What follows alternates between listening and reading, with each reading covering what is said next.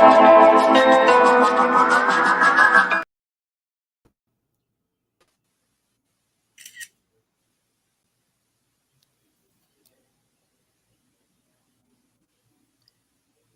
can't hear you. I think you're mute.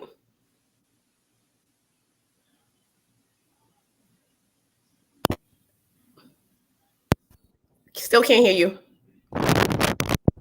Hey, Cleo.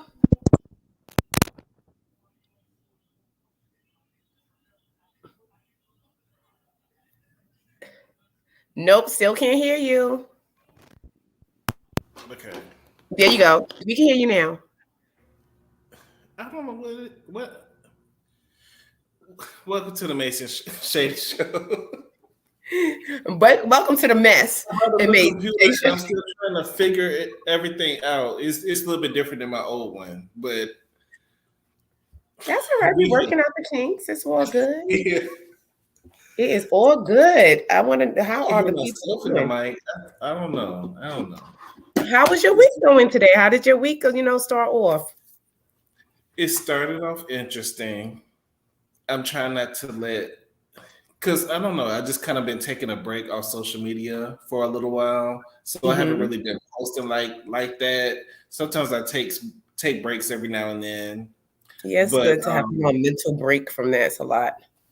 Yes, it is good to take a break, but I don't know. I have a lot of stuff going on. What about you, Mace? I had a lot going on, but a lot went on yesterday. I got to tell the people, the story I told you and Nola earlier. It was so crazy. Now, I don't know if y'all know about Rite Aids, the Rite Aid pharmacy stores. They're like, Rite Aid pharmacy, beauty supply store. There is a Rite Aid that's right across the street from where I live, and it's so convenient. So if I need eyelash glue or anything else like that, I can run right across the street to Rite Aid, grab it or whatever, prescriptions, medication, kids get sick. So they're closing. So I was so disappointed that they're closed. I'm like, oh my God, now where do I gotta go? I gotta go all the way down the block now. It was right there. So I go in the store, it's like they're closing, they're empty, everything is on sale. So I'm like, let me go in there and see if I could, get a couple of lipsticks because they were on sale. They had these little L'Oreal, the infallible lipsticks, on sale for like $2.50, $3. I was like, let me grab a couple of them. So when I go into the aisle, I see some dyes. So they had the nice and easy root touch-ups. I'm like, my hair is naturally blonde underneath my wig. So I was like, let me grab, one of these, this right here, the root touch-up, and grab it because it got to be, probably like $5 because I get to the register. Everything rings up. It was a man in the aisle, mind you. While I'm looking at this, it was a man in the aisle with a big bag, and he's standing looking suspicious. So I knew he's a thief. I'm from the hood, so I could smell a thief. So then I had my headphones in. So I pretended that I was on the phone with somebody. And so I was like, oh my God, I'm so mad that Rite Aid's closing. They're probably closing because all these freaking thieves, you can't keep nothing in the hood. People are always stealing. So now he's in the aisle with the bag looking at me like, biatch, so I get to the register. Now, mind you, the shelf has about 20 dyes on it.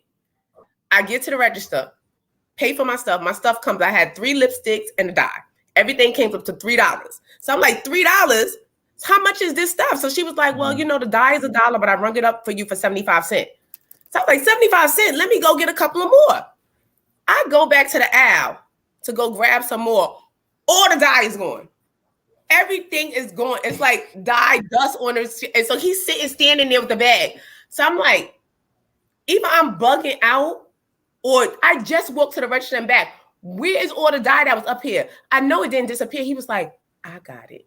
And so I was like, well, you're gonna have to give me a couple about that bag because I'm trying to buy some. He was like, but he didn't want to give it up. I'm like, because I know you're gonna go outside and try to sell it for $5. I'm not buying it to you for $5 and I'm paying 75 cents and you stealing it. I was like, I'm telling you, boy. I'm glad you was able to get some. Yeah, so I got a couple. I was like, I'm gonna dye my husband's great beard. I'm gonna dye so I got like 10 boxes. I was like, you're gonna have to give it up. I know you're trying to make him quota for the week, but not here, sir, because I will call the authorities. Well, I'm glad you was able to get you some. Shout out to everybody who's here. Yes. We reschedule, but we is here. So let's go ahead and get started. Hey, LNV. Hey, Ray. Hey, Cleo. So the episode starts off where it ended last week with two fights happening at the same time. We have the aftermath of Candy versus Courtney bobblehead. Then we have Kenya and Sheree getting into it. And now it's Martell coming into the mix. So first Sanya, she's pulling Candy to the side, flip-flopping and acting like she don't know why Courtney is acting the way she's acting. And she just met her a couple days ago. And to me, just Sanya is just the biggest flip-flop of the whole show. I'm just really sick of her already. It's just episode 2. What do you? Yeah, I thought Cynthia used to be a flip flopper, but I'm like, this Sanya, not only, she's multitasking. She's being a flip flopper, she's being a bone collector, she's being a bone carrier. I'm like, she is holding 3 positions down, child. But I want somebody else besides Drew to call her out, because when Drew says it, it's like there's no validity in it. People don't take it serious because it's Drew. But I'm gonna need somebody else to call out Sanya.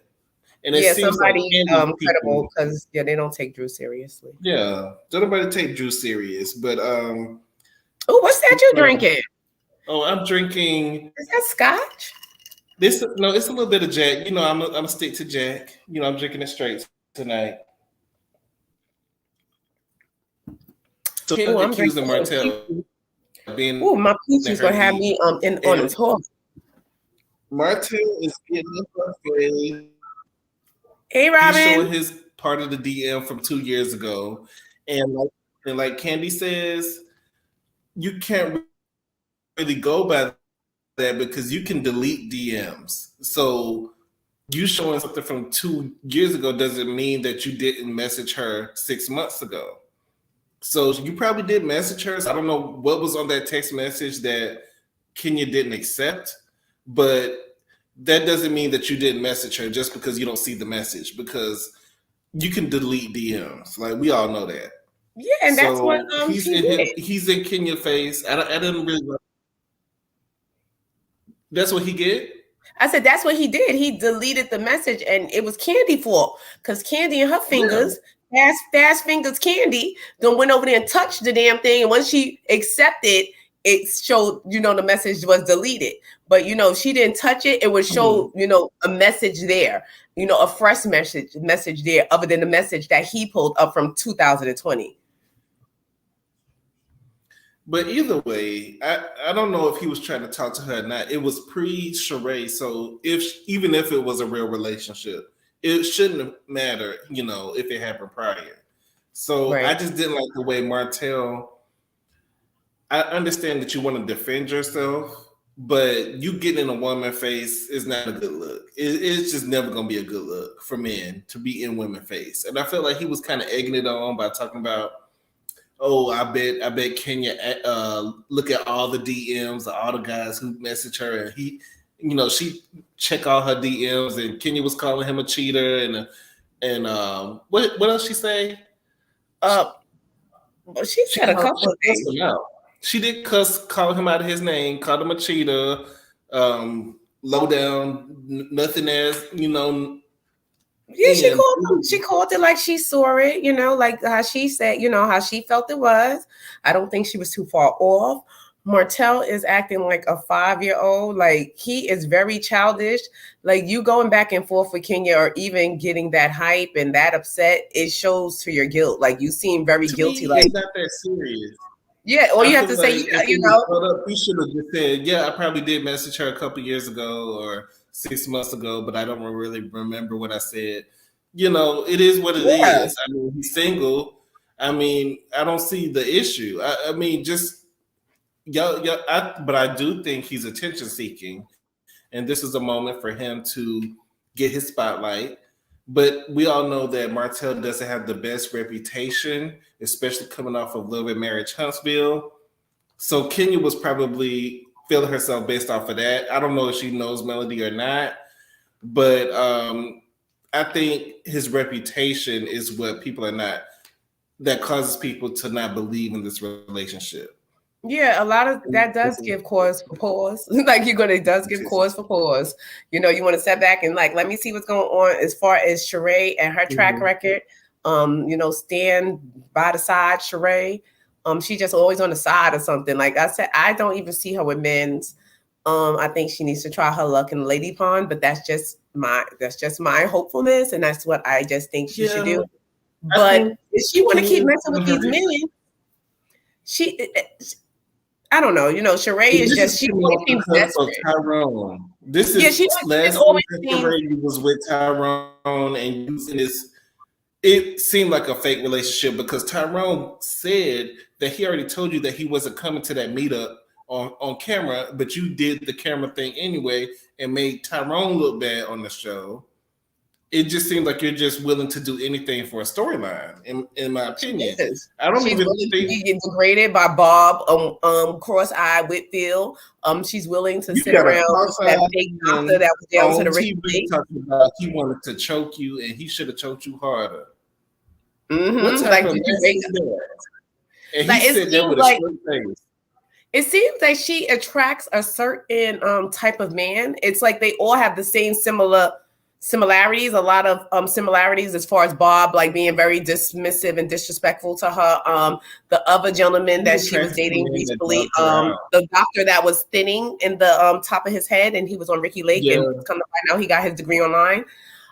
He was kind of like the scammer, he like same way like Tyrone was like, club character, like for $250. So she know how to scam too. But don't let it fool you. She a scammer too. But I think you attract who you are. So that's it says something to Sheree because she That's how she paid for Chateau Sheree. But moving forward, we see Sanya when things are getting tough. You want to get up and act like it's all about your husband. This is about my husband. I gotta go. It's my husband's birthday. It's my husband. It's about my husband. No, it's not about your husband. You was trying to showboat for the people. And you know that you was going back and forth with everybody. So you don't want to be called out. So you would remove yourself from a situation. You was with there with Sheree and Courtney. And you was with there with Candy trying to soothe her. You was with there with Marlo. Telling Marlo the stuff. Yes, so you is trying to go to every single person and tell them what you want them to hear. And Candy took you on vacation to Disney. Candy took you on vacation. You can't even let her know what's going on. Like there's no loyalty in this group. It's not, and I feel so bad. Yeah, but that's Sanya.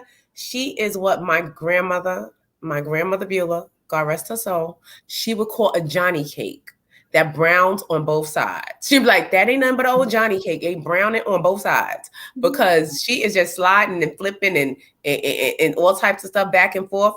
And I feel really bad for Candy because I really like Candy.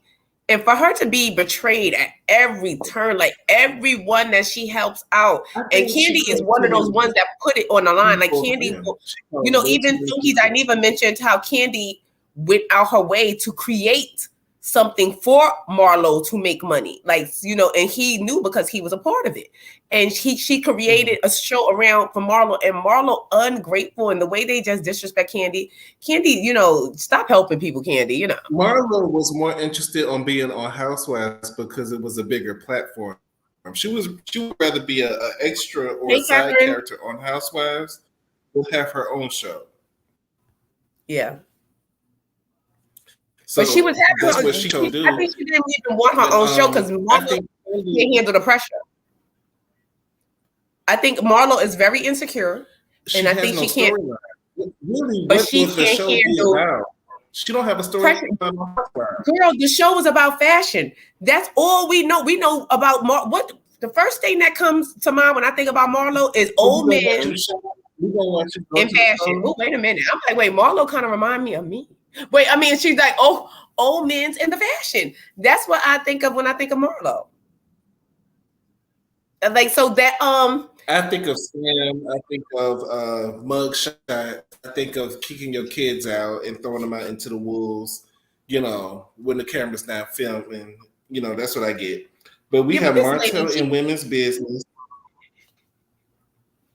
Martell, I feel like Martell is in business. And it's just not looking good. It's not a good look. Him cussing at Kenya, even though Kenya was cussing at him, to me, it wasn't even worth it. It was like, what are y'all arguing over? Some DMs from 2 years ago or from 6 months ago?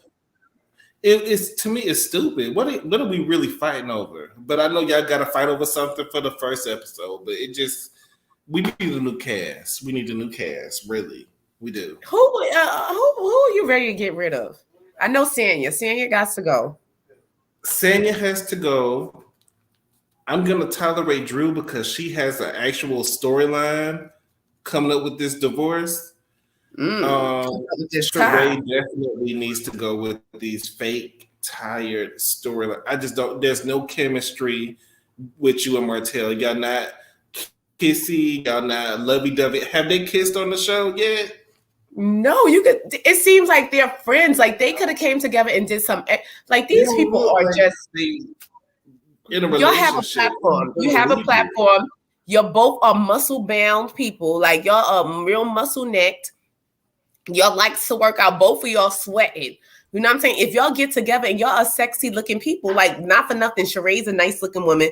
Martell looks good. She's if you very break strong face. Right, but Martell, her strong face matches his strong arms. So therefore, if they get together and they be real strengthy together, you know, two buff people can't really be together, and not sexually, but I'm saying if they exercise. Imagine Sheree bent over. You know, she's bent over with her muscle butt. You know, she bent over, her muscle butt poked up, and you know Martell right behind her. You know, whatever. But they both pulling like hard iron pumping. Come on, let's pump. And them together, like this could be soft erotica. This can be sexy. This can be to bring Black couples to fitness and sex. I think that would sell. I just don't believe the relationship. I just don't believe it. I don't even believe it. I would believe when Sheree talks about it in her confessional, and she talking about big dick energy. It just doesn't resonate with me. It just don't seem like they really together. It just no. But if they was going to fake a storyline and fake a relationship, they should have faked a business partnership. That's what they should have faked, and they should have went on and did some exercise and things together because that's their element. Mm-hmm. Is the workout, and with them coming together as we love couples. We like couples. We like to watch couples, especially couples that work together. Mm-hmm. And stuff, and that not even if they're fake, but we will be just watching it to be like, look how he picked up that dumbbell. He don't really like her, you know what I'm saying? But it would have feels like when I'm in town, let's go to lunch, let's go to the mall. It just don't seem like a real relationship. But moving forward to the next scene, we have Drew, who's coming home from being in Chicago. Edible arrangement. It's not good enough. I'd rather have a full course meal. Don't get an edible arrangement. But I don't like that. Her kids are cute. Edible arrangements, they're really good. It's fresh. It's fresh fruit. It's really good fruit. But I don't want an edible arrangement. Cook some dinner. I want a steak. There you go. You could have brought me a bag of potato chips. So she comes home. Ralph got the kids. I feel like the kids is cute. The kids is cute. They are. Her son is so adorable, and he's so handsome. They're real cute. The little girl, she real cute. Her braids. I love this little scene. So she comes back and she's talking to Ralph, and they're talking about her wanting to do music. And we, the people, we know that Drew has been doing music before, because you remember when she was on the game, she had a couple songs. I don't know if there was her actual songs, but I know she was singing. No, she did have. She had a sing. If she didn't have an album, she damn sure had a single. Because I remember if she didn't have, she could have had an album. I'm not too sure, but I did hear a song from Drew before the game. That's how she got on the game, because she was a singer. She was singing but her career, as far as the singing career, never really popped off. But I thought it would. She had the look. She had a little voice, but I think she. I think ever since she messed with Derwin, that was a downfall for her. No, for real. That her career, because the show was popular, really popular at one point. I'm saying, because when I saw Drew is she was nasty in person. She was very nasty in person. I saw her on 34th Street, down to the mall on 34th Street in the Manhattan Mall, and she was very nasty. She's very, very nasty. But Like, sometimes celebrities are kind of mean. yeah, When you meet them she in was person. really nasty. That was years ago. That was when she was on the game, and she was very rude, like, and she had just did that I think show 2 with Never Die Alone. She was in with DMX. She ended up dying in that movie, Never Die Alone. So she did that, and she was on the game, and I was like, oh, Drew Sidora, and she's like, I was like, I know this. Don't be looking at me like I got something, girl. Cause And did you know that she was the Beyonce of her group that nobody heard of? Allegedly. Allegedly, because we don't know, because we didn't know about the group. So she, but I feel like I know her and Candace from Potomac are working on a song together. I believe that Drew has a better voice than Candace, and Drew has more experience than Candace in the music industry. So the song that we hear later in the episode that Drew is performing, I think it sounds good. I think it sounds good enough to be on the EP. It sounds like she's not straining for the note like Candace does. Wait, can you hit an infamous Candace note real quick? Is just the rope prepared to hit? I didn't make myself sound so off key as the way Candace does. But she comes down like a scoop. Drew can sing a little bit. She can carry a tune better to me than Candace, and she's gonna help elevate Candace and sell that single that's dropping on Friday. I think that the single is dropping on Friday with her and Candace. So Candace knew what she was doing because she knows she can't sing. She needs a feature, so she's gonna try to get another feature. I'm not going to give Candace too much because I really liked Candace this season. I don't know what the hell she had on that patent leather bathing suit. Said she has a better voice than Candace. A lot of people do. But Candace is out here trying. She's reaching out to the girls. Candace has a platform. That's it. Candace has a platform, and she has the money to spend her own money in the studio. But other than that, Candace to me cannot sing. I'm not a fan. But I do feel like Drew has a better voice. Drew has a better tone. She has more experience. I will actually listen to a Drew song. I will, because the song that they had in the studio, it was cute. Yeah, because Drew seems like really professional with her singing. And I think she does have a very nice voice. And I think her career could take off. You never know. And my thing is, I'm watching Drew and I'm watching Ralph interact. And I know that this is for TV, but I'm trying to figure out, how do you get to this point where you with the family, y'all have edible arrangements, y'all in the stew, y'all working together. How do we get from this point to y'all running to the courthouse and racing each other to the courthouse for a divorce? What happened between what you mean, what happened? The edible arrangement to run into the courthouse? See, Shady is not married. Shady ain't never been married, child. You got to understand. I am not married. I am single. The art of frontation. Married people get together and we front as hell sometimes. Y'all got it together. Y'all got the kids. The lies. You need to lie. You need to keep the lie alive. You try to keep the lie alive as long as possible. When she got there, she probably came there, as soon as them cameras cut, they probably walked away because I'm still with us. Did we ever find out what Ralph was doing down to the Tampa? Because that's what the problem was. I ain't never get over that. That's number one. We still got beef from that. So if we still got beef from that, everything after that is pretending. We are pretending. So the problems could have been going on.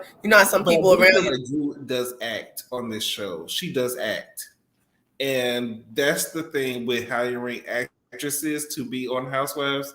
We don't know when you're acting or when you're having a real moment. It just seems like a lot of moments with Ralph and Drew are theatrical, and it's just like unrealistic. It just, to me, it feels like Drew is holding back, and she doesn't want to say certain things to trigger Ralph. She don't want to get him mad. That's what it seemed like to me. No, I think Drew knows exactly what gets Ralph mad. She knows, but she's not trying to go there. Drew is smart.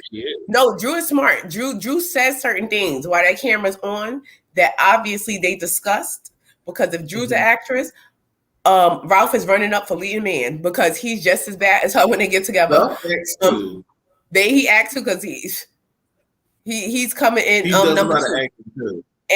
And you can tell, but sometimes you can't control that face because certain things she say he'll shoot her look like what are you talking about? And you see him bring himself down, try to calm himself back down, but and she knows how to push his buttons. And on that camera, like, you can't do that. You can't do nothing. The camera's on. She does one of those. That's what she does. Like, I'm gonna say this. The camera's on. What you gonna do now? She does that. She does gaslight him on camera. She does. He gaslights her. I think he'd be like, wait till this camera go off. Wait till these people leave this damn house. He gives me one of those, like, not that he's gonna beat her or anything, but he's gonna like give her a piece of his mind. Like, didn't I tell you that such and such da da da? Because she does play in his face on that camera. She does, and you can tell his roommates, but you know, it is what it is. Moving forward, we got Sanya flip-flopping back over to Candy, taking her out to eat. Because she got to make sure she cool with everybody. You know, Candy took her on Disney World. When everybody else was busy, Sanya was available. And her and her husband and the kids went on a trip to Disney World or Disneyland. Well, Disney, they don't even call it Disney World or Land. They just call it Disney now. To Disney because they're all available. All of Sanya's family is available and living in her house. I was just going to say it now. I'm done with Sanya's storyline of it's too many people in the house and my husband wanted to leave. Just kick them out. Give them a date. Tell them you got to be out in 3 months. And that's it. Like, I'm tired of hearing about it. I really don't care about Sanya's storyline. What do you... Are you here for it? Not really. I'm not here for Sanya. So anything Sanya, I am bored. And it's bad when you making me miss Cynthia. You making me really. I'm like, where is Cynthia? I'll take Peter at this point. Like, you can switch out Cynthia to Peter. Oh, speaking of Patricia T, I heard Patricia don't pay her employees, and the employees are on strike, and they want their money, and Peter is not paying his people at the restaurant. I hope he's not paying them in dick, like Portia said, because Portia said allegedly Peter was paying them in dick. Well, not everybody getting a D, so some people want a check. And if I'm working somewhere, I'm gonna need a check. Right, because I'm like, keep that.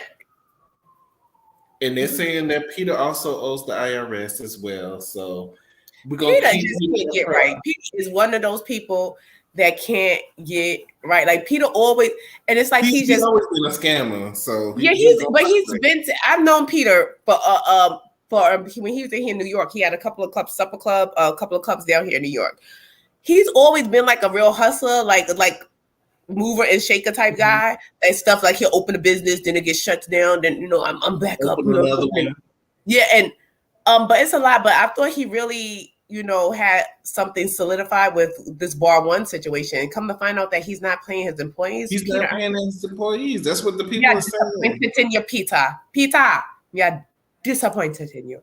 And so later in the conversation, Sanya discusses the party, bobblehead. They discuss bobblehead. Of course, Sanya gonna flip flop. Oh, I just met her 2 days ago, and she was just saying that when you came, you brought a bunch of ghetto people to the event. And what I love that Candy did, and this is what we should all do, and I think I've said this before, maybe not on this channel, but on the panel or somewhere. If somebody's always telling you what somebody else said, ask them, what did you say when they said this about me? What did you say? Because that's going to really tell who really has your back. And 9 times out of 10, if you have to ask, you already know the answer. And sometimes I know from firsthand experience, because I had a friend that I thought was like, first, I knew that she was always jealous of me.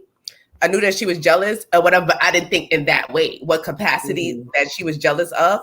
Like you was damn near the mother of my children. You know what I'm saying? Like, and I didn't know how deep your jealousy ran. And, and thank God that I had a little bit of discernment and that I had cut her off and I stopped messing with her before I had found out, the thing. And it's just like, wow, like you get the whiff and you think, well, maybe if you feel jealousy or feel that person is not for you completely, get them out of your life. Don't even waste time, because I wasted time like, well, such and such, even though I knew that she was. That's why I said never, knowing somebody a never long time trust a bitch that doesn't know the difference between toilet water and perfume. Mm-hmm.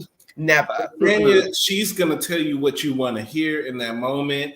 When Kendi said that, she was like, "Yeah, I defended you," but no, girl, the Bravo played it back, and Bravo showed that you was laughing right along with Sheree when that girl called you ghetto.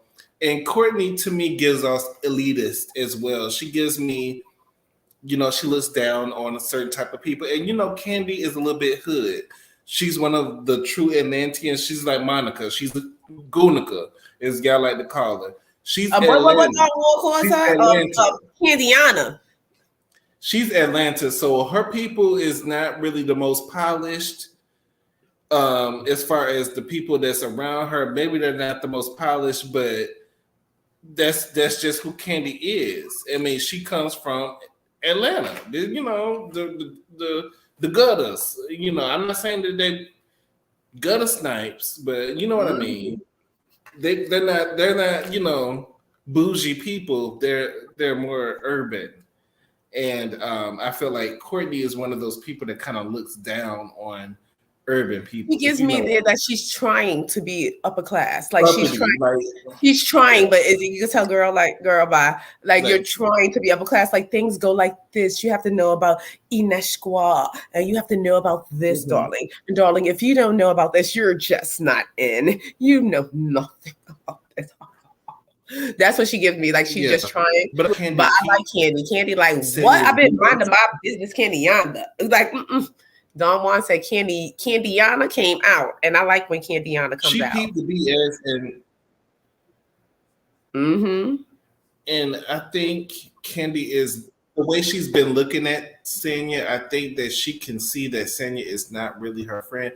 I think Kandi has an issue with considering a lot of people friends that's not really her friend, and she does try to help and extend help to a lot of people that don't deserve it. And she ends up getting hurt and looking stupid in the end. How many friends have you helped on this show alone?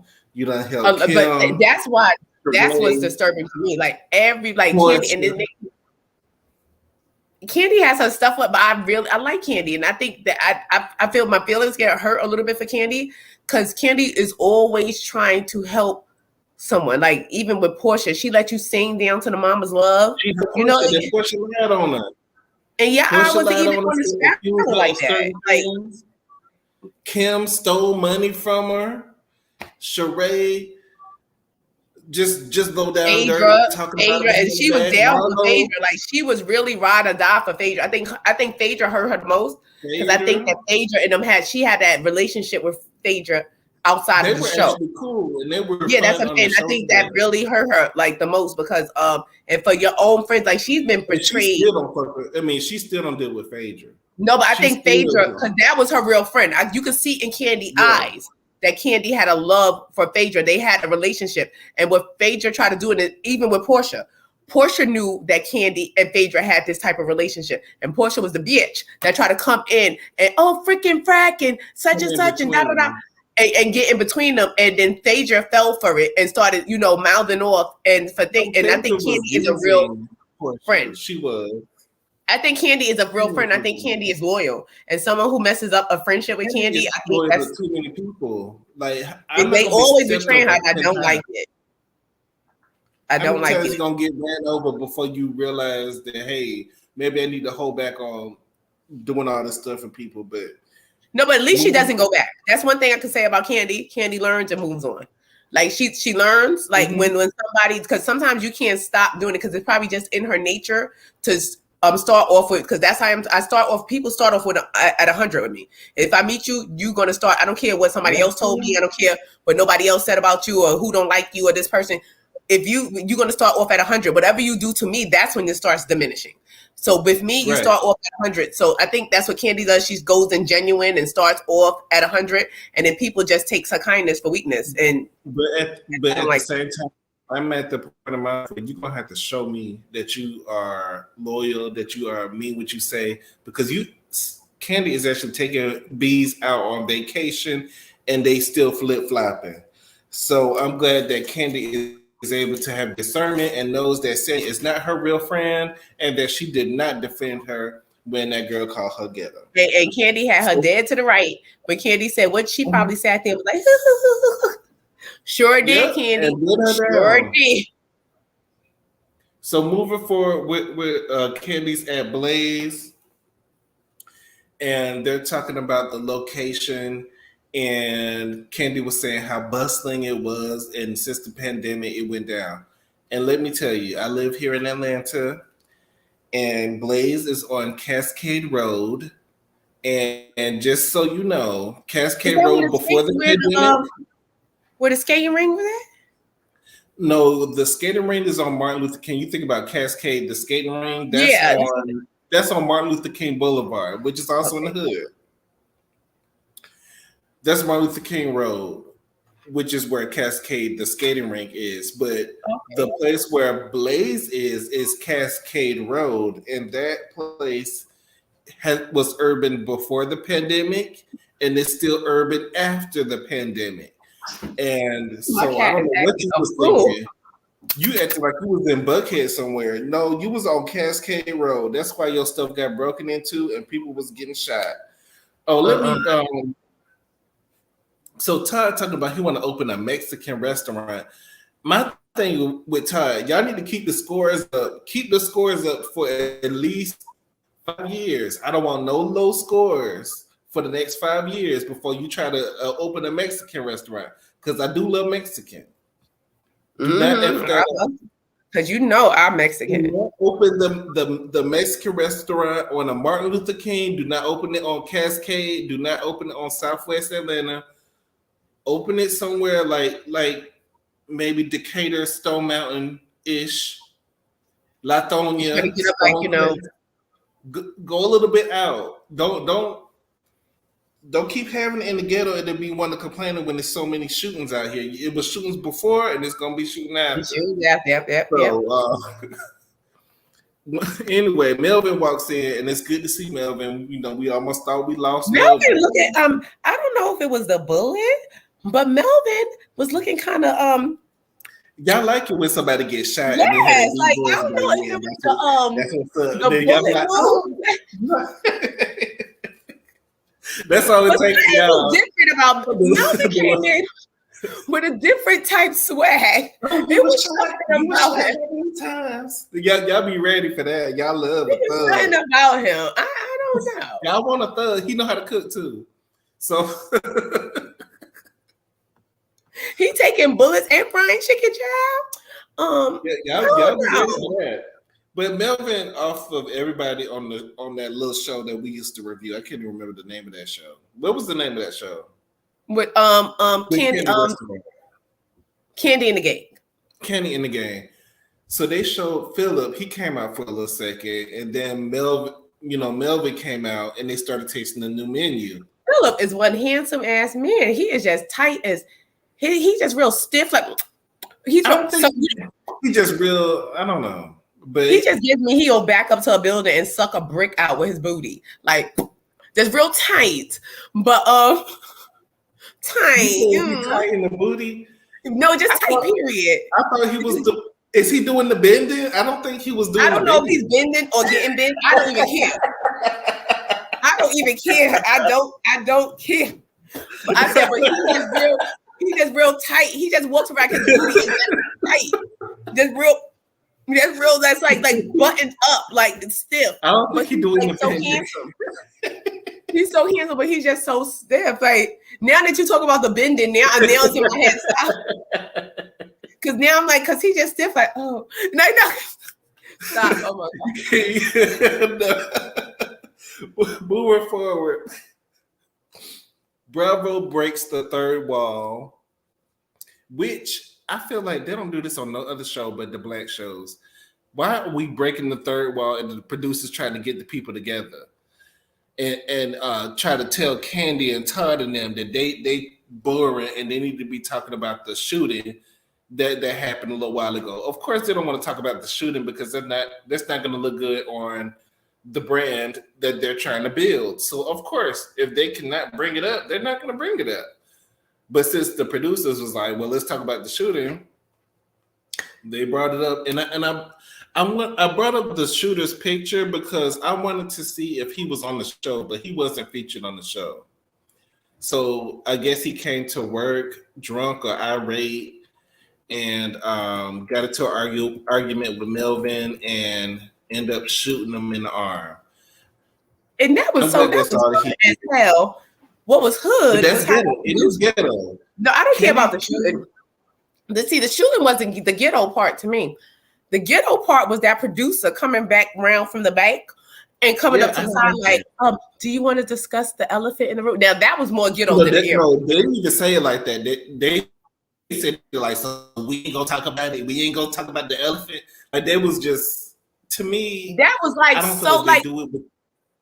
They don't do that on Beverly Hills. They don't do that on Jersey. They don't break the third wall. But it seemed like with the Atlanta and Potomac, y'all like to get, to me, it's unprofessional to break that third wall during the show unnecessarily. You know what they do too? And especially some of these white networks, they do that to the black franchises a lot, and it's always over negative things. Like when positive things are going on, they're not breaking the third wall and say, "Wait, hey, are you talking about your promotion? Are you talking about your new business picture? Hey, are you going to bring up your thing?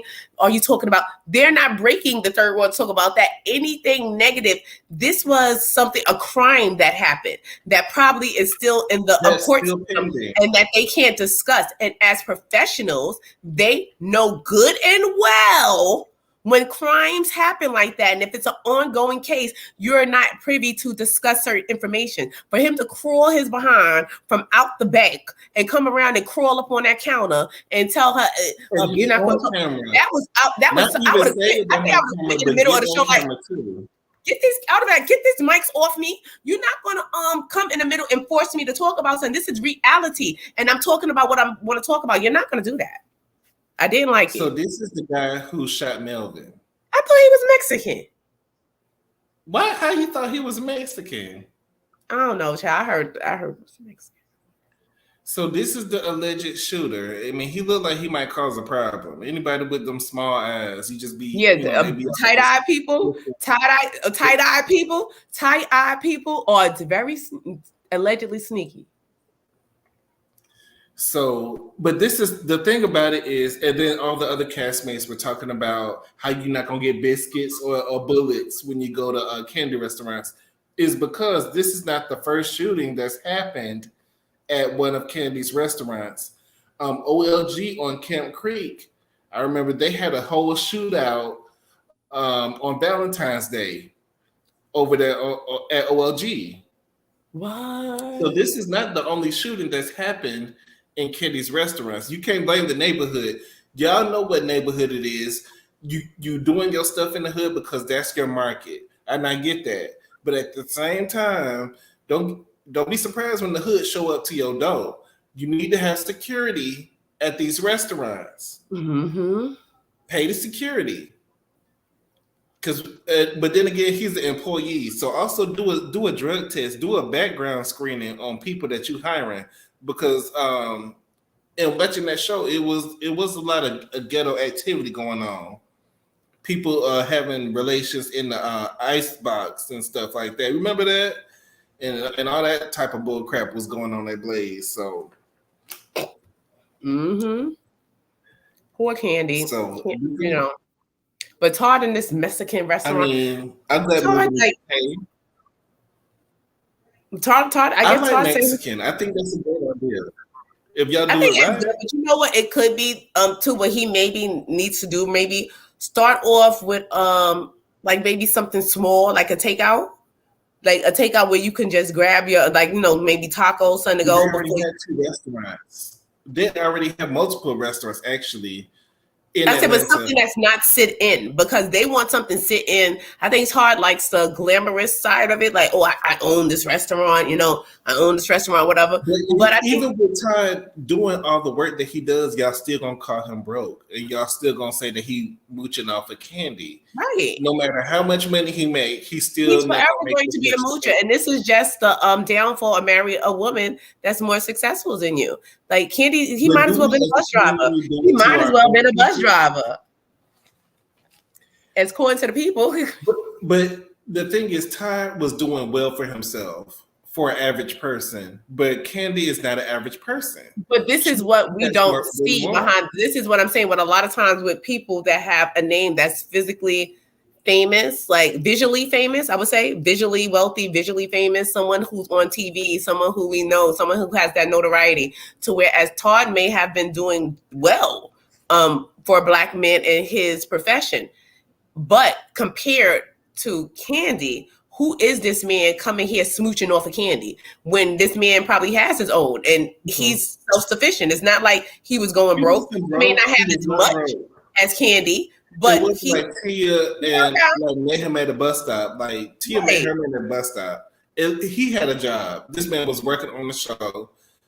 I mean, the guy who was doing the little tribal stuff in Africa told her she was gonna meet somebody. And told her that he travels with, and he was there. And he was like, "He goes with you everywhere. He is here. He's here." No, he. And she been with him for a long time. I'm gonna just need for Mama Joyce to. I'm gonna need for Candy to finally put her foot down. She will never. And cuss her mama out. Cuss her. This is the only time I advocate for somebody cussing their mama out. But you need to cuss your mama out and stand up for your husband, or you're gonna end up divorce. Because it's been going on. She just may if Todd gets fed up, because I would have been fed up after y'all got into it, like with my mama, and you calling me a lemon. If I'm a lemon, you a lime. If I'm a lemon, you a lime. Like but what you call truth be told, and I've encountered Mama Joyce as well. Mama Joyce be name dropping like it ain't nothing. Like if you meet her, she wants you to treat her a certain type of way because. Do you know who I am? I'm Candy Mama. Like she does that. So, who's the real opportunist? But she deserved it. She had Candy. It was her. It was her making them practice. You know, she is the fifth member of Escape. Don't say nothing bad about Mama Joyce and Umbertha. I'm gonna say it because I've experienced it. I don't play around with Mama Joyce because I believe she already Mama took. Joyce is a gutter snipe. Allegedly, about the hood. Everybody who come for I was waiting for Phaedra. I was like, Phaedra. Mama Joyce is a gutter snipe. She would know home training. I don't play with. You see what happened to Candy first, the first fiance, and then after she got into it with Todd's mother. I'm not saying, but I'm saying I don't mess around with Mama Joyce. You got it. You can say whatever you want, Mama Joyce. You want to drag me up and down the street as if I was a damn rag? I said it. So moving forward, we have Kenya meeting up with her friend, Akila, I believe her name is, and their daughters. I feel like the babies was cute. They was playing around, playing tennis. It was real cute. Brooklyn is so cute. Brooklyn is growing up, and she looks real cute. I'm just ready for Kenya to finalize her divorce and just. You know, I want her to date more people besides this white man that she's googly-eyed over, probably because he has a lot of money. But I'm going to need for her to, you know, just try to date a few more people besides trying to just get with Persuasion because y'all think Persuasion is better. I really don't think that she's getting with Persuasion because she thinks Persuasion's better. I think that's what you know, she was hanging around Monyetta, you know, his friends is his friends. Monyetta couldn't introduce her to no black man, no black. Probably her husband, that was her husband friend. You know, they probably heard, you know, they have stuff. Kenya does like to cook. She does like to cook in her free time. Maybe her and that guy had something in common. I think, you know, tried a little bit of Persuasion because he's handsome too. He ain't no bad looker. Like, y'all giving people way more credit than they deserve. He's kind of cute. He owns his restaurant. I know his credit score is good. So that's what y'all looking at, the credit score and the bank account. No, I'm not even looking at his bank account. We don't know this man's personality, but offhand, me just looking at him, you know, he's definitely pretty fly for a white guy. I prefer Richard Gere. My taste, I like an older white gentleman myself. I prefer a Giuliani, a Trump, or a Giuliani. Yes, those are the type of whites I like. I like older gentlemen. I like older gentlemen. I like gentlemen that I damn near need. older racist white men, they Yes, might call you because the by the time you N-word change your during name, relations. you have to Somebody understand call me the that N-word in the bedroom, it's a problem. no, not that the racist part or whatever like that. Not with the racist. I'm saying as far as the look part, I'm saying the look, physical look, not the. So you think Neo did it for her with the black men's? Because Neo is he would have did it for me with his. As soon as he took Neo off his is hat, on the fence anyway. as soon as Neo took don't off know his what hat, he wants really anyway. So, like I said, but moving forward to the next scene, we have Sanya. I wonder do he grease her hair? Because don't let a white man. I dated a white guy. He used to grease my scalp. And they really good at greasing the scalp because they be trying to get into it. Like they're really excited. I don't know what's the big hang up with them and the hair. So we letting Persuasion grease our scalps. So we're moving forward. Yep, and cornroll it too. I'm teaching you how to cornroll my hair. I think Persuasion has a fascination with black hair. They're very excited with black hair. It's the big cis slavery. That y'all just love messing. Yeah, they are very obsessive with black hair, and it's like across the board. Like when I was bartending, I was dating an older gentleman, but he was an older black gentleman. He wasn't white. He was black, but it was an Irish guy that came in that used to frequent the bar, and he was kind of, to like me. So he used to sit down on the side, have me like come behind the bar and sit with him. But he would touch my hair, like, and he would go like this, like to the back of my hair. Like, and then the gentleman I was talking to, he's older. So he saw that white man touching my hair. He went off. And so, I mean, like and then he never got loud like that. He's like, get your white hands off my hair. Like, and he went, and so I was like, oh my God, like, why are you so upset? He was like, you don't know, I grew up through Jim Crow, white. And like, he went off and was like putting his hands on a black woman here. I'll beat the shit out of him. And he was like really upset. And I'm like, calm down. We're going to have to get him back to his senior home. Calm down. Like, yeah, I'm gonna need you to stop dating the people in the senior house. But Ray he was really upset. Manetta seems like the type who never shows her real hair to her husband. I feel like if you're gonna be married to somebody, it's too much effort to be going to the salon every day and not letting your spouse see the real you. That's just ridiculous. So I hope it's hard. It's when you was a wig wearing woman. It's hard because I ain't gonna even hold you. A wig wearing woman, eventually you're gonna have to take that wig off and walk around bald head, and you should be able to walk. No, it's not even that you bald head because I got hair under here now. It's not that many edges. Bald head. I'm just saying. But it's hard. It's hard because sometimes you don't want to be judged by your hair, like underneath your hair, and when someone's been needs to see the real you. I'm sorry, you cannot. My husband. I was with my husband for 5 years before he saw my hair. He did not see my hair for 5 years. And he saw my hair on accident when I was mixing Hennessy and tequila. And it was an accident that he saw my cleavage. That's why he saw it, because you was mixing Hennessy and Hennessy. And that's the only reason. After he had story, after the Band-Aid ripped off, because I had my Cleos, I was straight Cleo underneath. I was shout out to Ray for dating black men. Instead of trying to run out here and dating Persuasion. But we're going to move forward to Sanya and Sheree. Sanya has to flip-flop right along to Sheree, and she's meeting up with her. Sheree has got to be wearing She by Sheree every scene to plug it and make sure y'all go out and buy it. Has anybody? Why is she plugging stuff that she don't even have inventory for? You don't have the inventory, but everybody was looking for it and clamoring for it, and everybody had something to say. So she's a glamour now, and I'm so sick of y'all with this glamour bull crap. I'm so sick of y'all. Nobody wants to be a grandmother anymore. Everybody's a glamour. I'm a glamour. You're a grandmama. So to me, if you're a grandmama, you need to stop being messy. You need to think about your kids, your grandkids, your great-grands. Make sure the kids have sleeping bags when they spend the night over your house. And, make sure you have lunch as peanut butter jelly sandwiches for the grandkids. She said she ain't doing that. I'm so sick of this glamour stuff, and y'all not wanting to get old. Y'all are old. Y'all are getting old. So you're a grandmother. Right.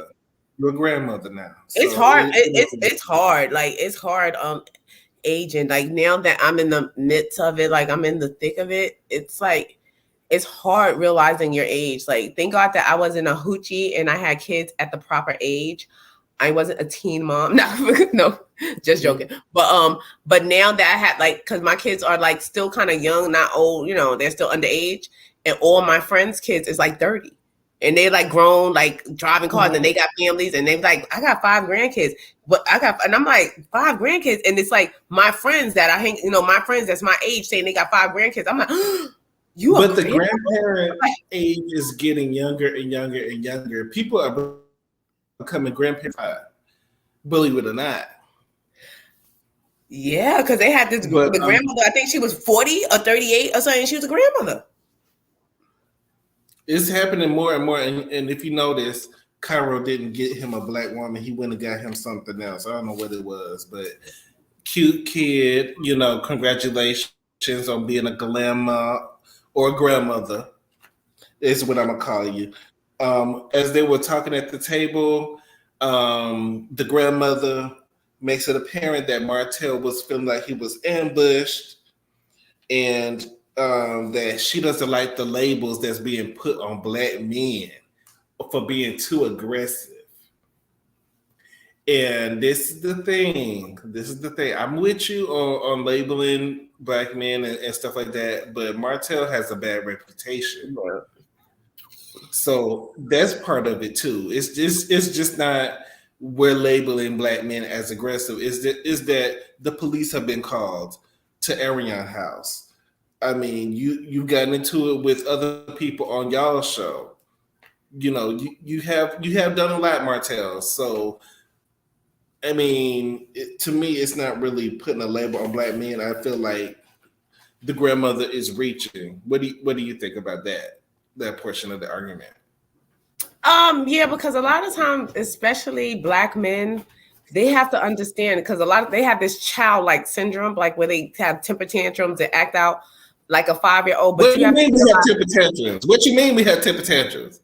A lot of times, like, the temper tantrums. They have the temper tantrum like Marshall had when Kenya mentioned that. So you mean to tell me Persuasion does not have temper tantrums? No, I'm not saying that they don't have temper tantrum. I don't care about them, because if they have a temper tantrum, 9 times out of 10, they're going to be a survivor after their temper tantrum.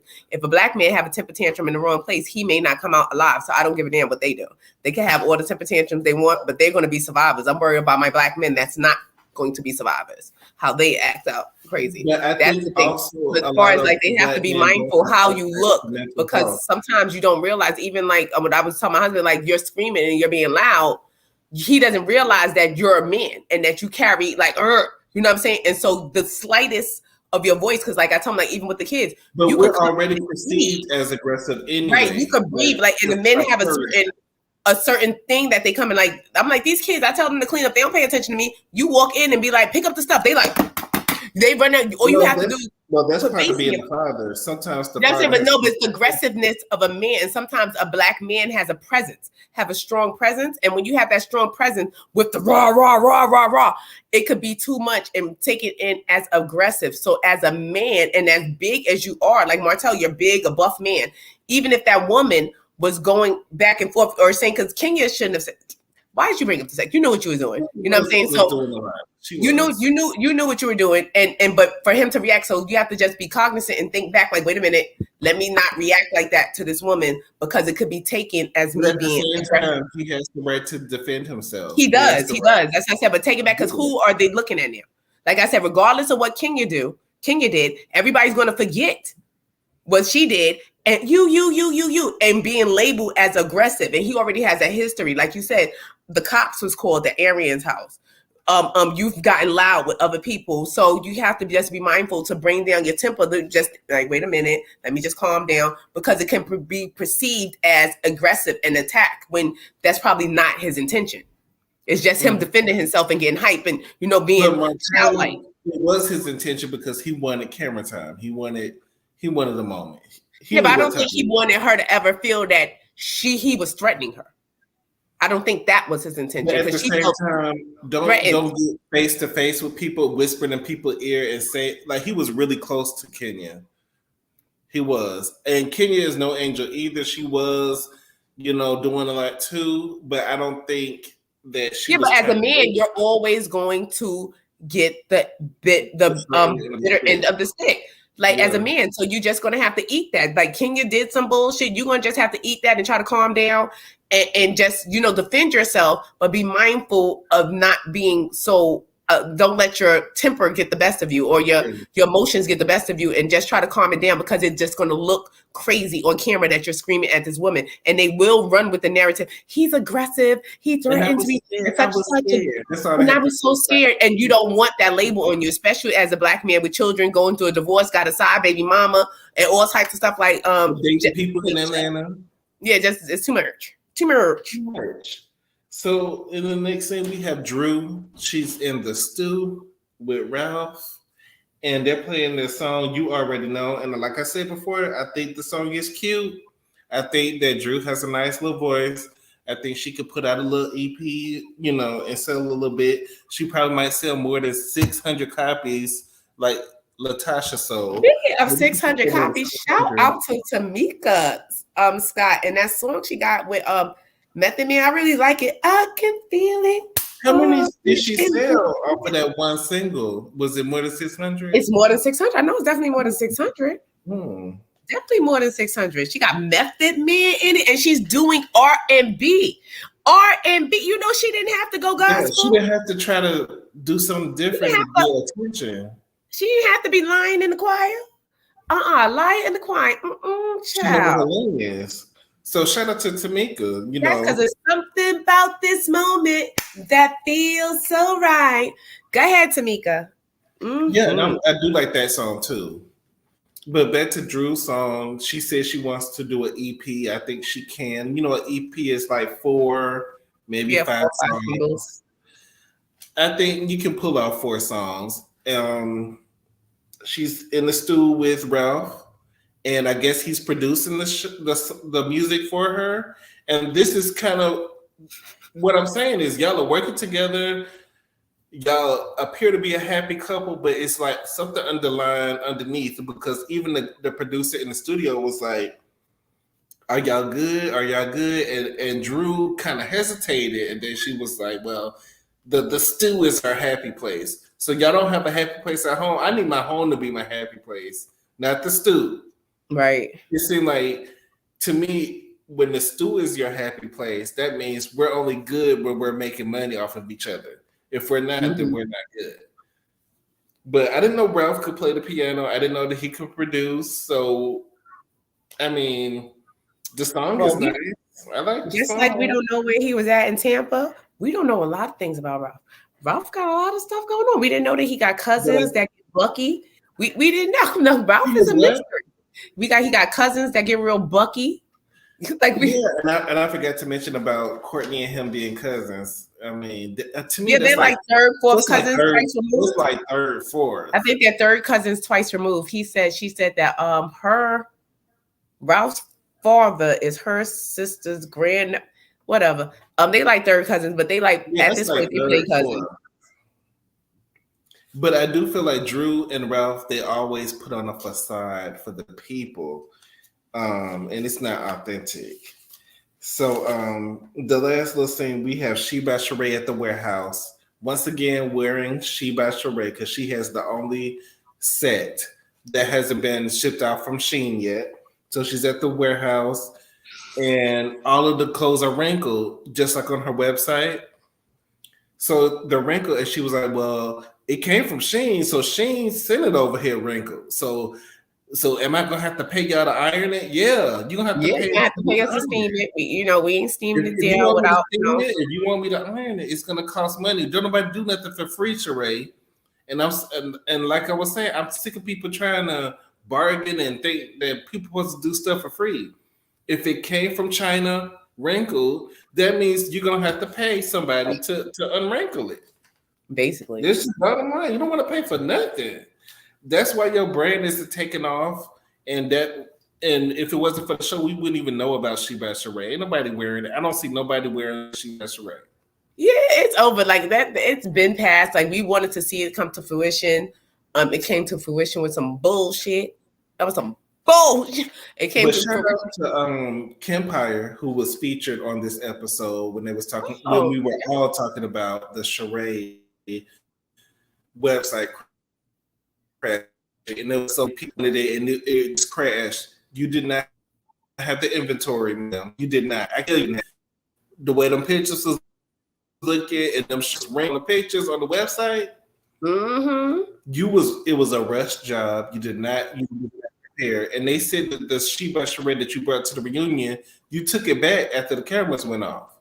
So you took all that stuff back so you could sell it. So you giving cheap businesswoman, it's giving broke, it's giving, a step out the project. I should be friend Candy. It's giving I need a business class behind 101 the gate. You always can be behind the gate. Behind the gate. That's the type of person you are. And I'm really not gonna like this season if it's gonna be Sheree forcing Martell on us every episode. Because that seems like she's really pushing it. When Kenya comes over, she's trying to convince her Martell is a good person. And it's like, why are you trying to convince her? Let him show himself. Like, why you gotta prove that he's such a great guy? He does this, that, and the third, and we're in love. And it to me it just seemed inauthentic, fake, boring. It's like, you know what you chose, Sheree. You know what you picked. His reputation precedes itself. Like, come on now. You know what's going on. Like, people are going to live on his reputation. You done ran out during the COVID and cheated on your wife and did, or had a baby on your wife, then stalked your wife. You're still on the show. And this is in real time where you're still trying to seemingly pursue your wife. But you're supposed to be with Sheree. Now Sheree's still bragging, trying to show Kenya that you're a good man, but you done took a trip back to Huntsville begging Melody. Like, this is just ridiculous. Sheree, you be going back if you're over a situation, you wouldn't put too much energy into the back and forth with Mel. He put so much energy into getting on Mel's nerve and picking because he wants her. He is the type of alpha man that's never going to be satisfied with her until he breaks up with her. If he wasn't the initiator of the breakage, he's not going to be satisfied. Trust me, if she wanted to leave her and be like, this is over such and such, he wouldn't give a damn. But being that she took the initiative and she said what God said go, so she left and she left him, that's where the contention lies. It's nothing more. I don't think he really wants her. I don't think he really wants her. It's an ego thing. She left me. It's just like an ego thing. But I do think that his life was better when he was married to Mel because Mel helped him with a lot of stuff.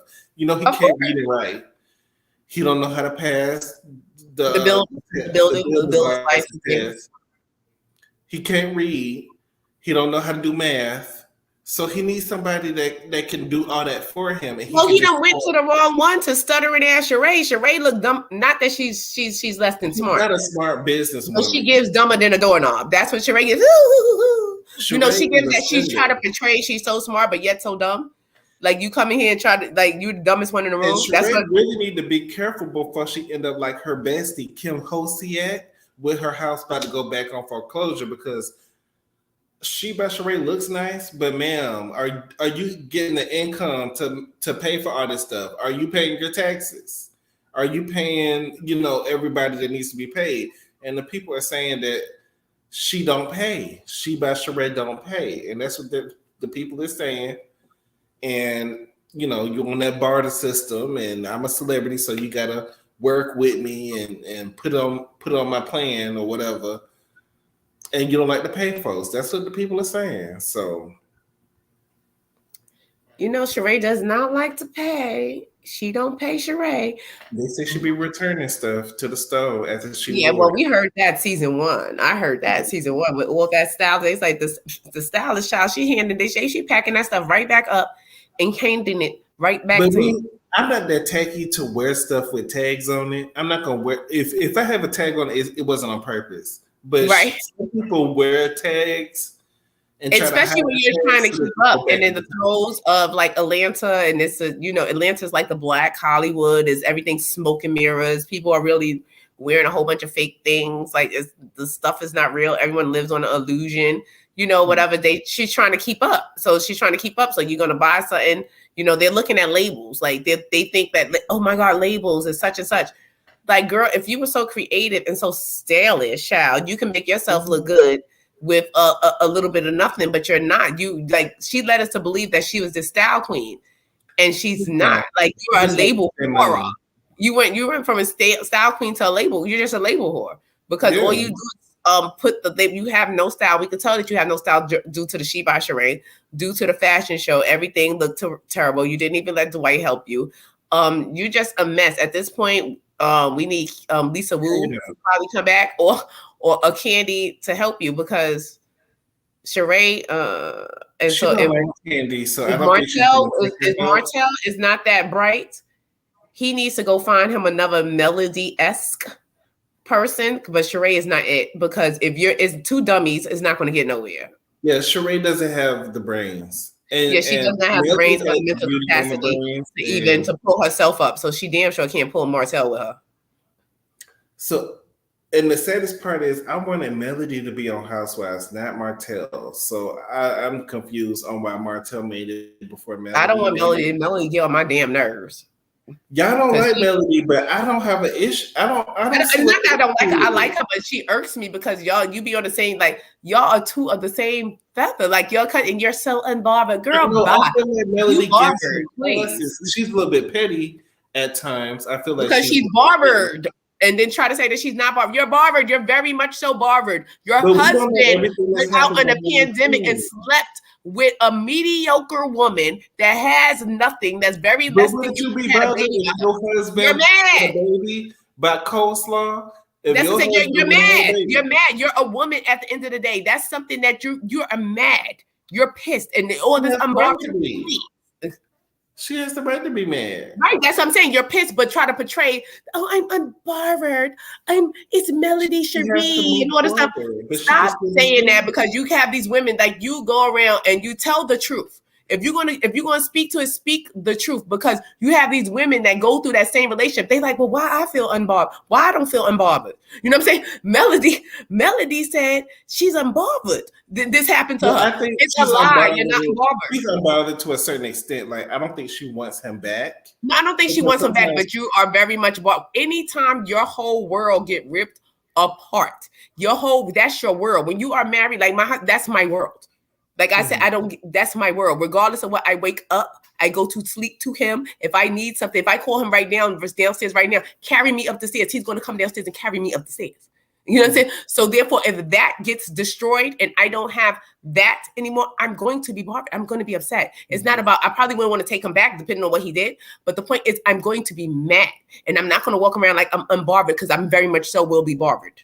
And try to pretend and play this role that I'm so such and such, and I'm just moving on and just starting businesses. Like, girl, bye. That's why I don't like her. But moving forward to the next episode, it looks like Marlo's gonna have a breakdown of some sort. When she was hollering at Drew, is that the next episode? She was hollering at Drew. Her nephew died. You say her nephew died? I don't know. We'll see what's going on with Marlo. But I hope she don't blame it on her childhood. She did have one side nice. I liked. But her earring fell off in her confessional. That just goes to show how ghetto and gutter snipe she is. But do you have anything else to say about this episode? It was cute for what it was, but it was filler. It was a filler. It was cute. I like the way they're going with the start off. I think they got a good start. I want them to put some respect on Candy's name, and Candy cut them bitches off. Cut them off. Cut them off. Cut them off. Don't mess with them. Cut them off. And that's Sanya. You getting on my nerves, Sanya.